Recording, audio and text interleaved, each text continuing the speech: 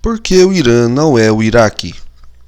O que mais vemos nos comentários em vídeos que envolvem as tensões entre os Estados Unidos e o Irã é que, em caso de uma guerra, o Irã não é o Iraque. Mas o que isso quer dizer?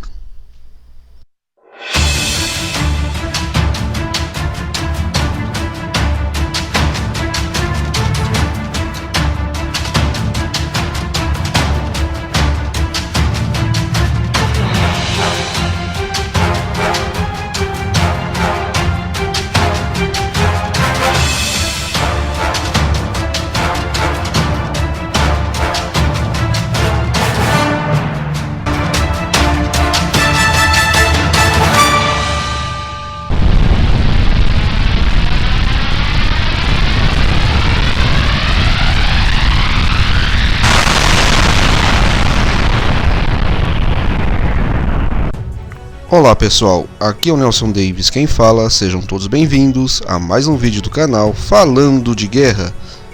Nesse vídeo você vai ver o porquê o Irã não é o Iraque, mas qual a diferença entre os dois países? Para entender isso, precisamos voltar até 1980, quando se iniciou no Oriente Médio a terrível guerra Irã versus Iraque. O Iraque, então liderado pelo ditador Saddam Hussein, resolveu invadir o Irã para se apossar do seu petróleo e também para conter o avanço da Revolução Xiita. Saddam Hussein e o Ocidente temiam que a Revolução Islâmica que ocorreu no Irã em 1979 também pudesse ocorrer no Iraque e também em outros países do Oriente Médio. Não vou me estender muito sobre a guerra Irã-Iraque nesse vídeo. Se vocês quiserem, podemos fazer um vídeo separado, ou até mesmo uma série. Mas essa guerra foi determinante para o futuro dos dois países. A guerra durou 8 anos, consumiu milhares de vidas e ninguém venceu. Mas ambos os lados se declararam vencedores. Com o final da guerra Irã-Iraque, o Iraque era um país completamente endividado. Inclusive o Brasil sofreu um calote milionário de Saddam Hussein. Passaram-se pouco mais de 3 anos e o ditador Saddam Hussein não estava satisfeito. Ele acusou o Kuwait de vender petróleo com valor abaixo do mercado e que estava prejudicando as exportações iraquianas. E o que Saddam Hussein fez para resolver o problema? Resolveu invadir o Kuwait e dessa forma colocou o Iraque em mais uma guerra. Dessa vez contra a maior potência do mundo, juntamente com uma coalizão internacional. Era a Guerra do Golfo. Observem pessoal que num espaço de 3 anos o Iraque já estava em outra guerra, mal tinha se estruturado e organizado. Enquanto isso, o Irã buscava fôlego e ia se organizando e se estruturando como podia. Até a Guerra do Golfo, o Iraque se orgulhava de ter um dos melhores sistemas de ensino do Oriente Médio. As universidades de Bagdá eram uma das melhores de toda a região. O sistema de saúde também era considerado muito bom. Mas enfim, com a Guerra do Golfo, os Estados Unidos e seus aliados acabaram com quase toda a infraestrutura iraquiana. O Iraque, que até a Guerra do Golfo contava com mais de 1 milhão de soldados, sendo um dos maiores exércitos do mundo, agora estava resumido às cinzas. A Guerra do Golfo foi rápida, apenas 100 horas de operações, mas foi o suficiente para se realizar uma das maiores campanhas aéreas de toda a história. Durante a Guerra do Golfo, mais de 25 mil soldados iraquianos se renderam logo no início da campanha terrestre, o que pegou os norte-americanos e seus aliados de surpresa, pois nem eles mesmos esperavam tantos soldados se rendendo logo de cara. A coalizão teve que se virar para arrumar centenas de caminhões para transportar tantos prisioneiros, mexendo com toda uma logística. Aqui uma observação importante. A maioria dos soldados iraquianos que se renderam logo no início da invasão terrestre estavam famintos, com sede, com medo e com pouco armamento. Ou seja, eles estavam jogados à própria sorte. Será que valia a pena eles lutarem por Saddam Hussein? O moral de uma tropa, o quanto os soldados de um país estão dispostos a lutar e a morrer por ele, têm um peso crucial no campo de batalha. Aqui já vemos o que pode ser uma grande diferença entre o Irã e o Iraque. Após a Guerra do Golfo, o Iraque passou a sofrer sanções econômicas, o que agravaria ainda mais a sua situação nos anos seguintes. O país teve 2 zonas de exclusões aéreas dentro de seu próprio território, onde aviões iraquianos não poderiam sobrevoar. Essas zonas tinham como finalidade proteger os curdos ao norte e os iraquianos de maioria xiita ao sul. Nesse período de 1991 a 2003, apenas 12 anos depois, o Iraque não conseguiu grande desenvolvimento na área militar. Muito pelo contrário, em 2003, quando se iniciou a Guerra do Iraque, o Iraque praticamente parou no tempo e, como eu disse, não teve um grande avanço no setor militar.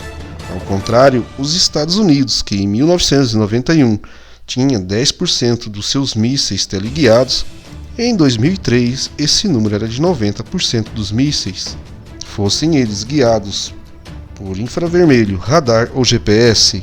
O Iraque em 2003 não era nem sombra do que havia sido em 1991, e mais uma vez podemos observar ondas enormes de soldados iraquianos se rendendo logo no início da invasão do Iraque em 2003.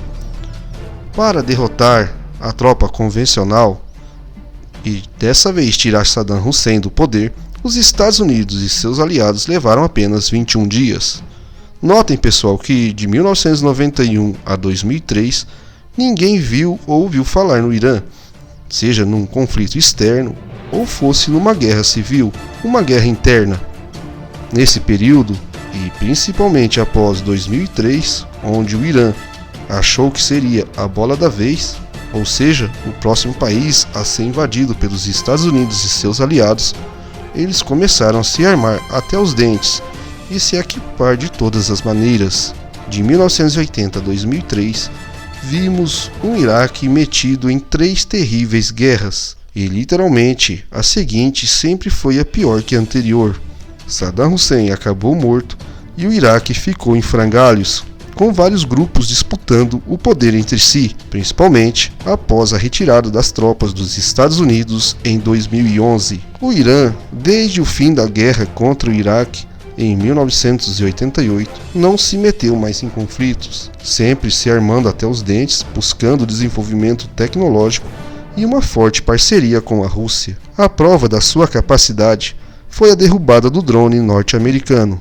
Temos que levar em consideração que o Irã tem uma unidade, não é dividido por grupos étnicos como o Iraque era, ou seja, seu exército é mais coeso e muito mais preparado que o exército iraquiano era na época das guerras do Golfo e do Iraque, respectivamente. Hoje, o número de soldados ativos no Irã é de aproximadamente 523 mil soldados. Isso estamos falando em tempos de paz, um número bem maior do que o Iraque tinha em 2003 durante a Guerra do Iraque, que era de 375 mil soldados. Só por aí já dá para você ver a diferença entre os dois países. Agora, é possível o Irã derrotar os Estados Unidos? Na minha humilde opinião, eu acho quase impossível, embora a história nos mostre situações em que exércitos mais poderosos não conseguiram derrotar os exércitos mais fracos. Exemplo disso é a Guerra do Vietnã, onde os Estados Unidos não conseguiu derrotar e frear o Vietnã do Norte rumo ao Sul. Embora os Estados Unidos ganharam a maioria das batalhas, eles não conseguiram atingir o seu objetivo. Outro exemplo é a Guerra do Afeganistão, onde os soviéticos não conseguiram também alcançar os seus objetivos.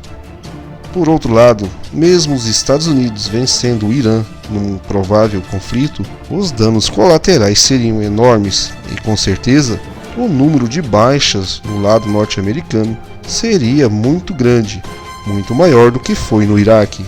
Sem contar que outros países poderiam entrar, tanto de um lado como de outro. Bom, pessoal, então é isso. Espero que vocês tenham gostado do vídeo. Deixe o seu like, compartilhe nossos vídeos e também ative o sino da notificação. Um forte abraço a todos e até o próximo vídeo.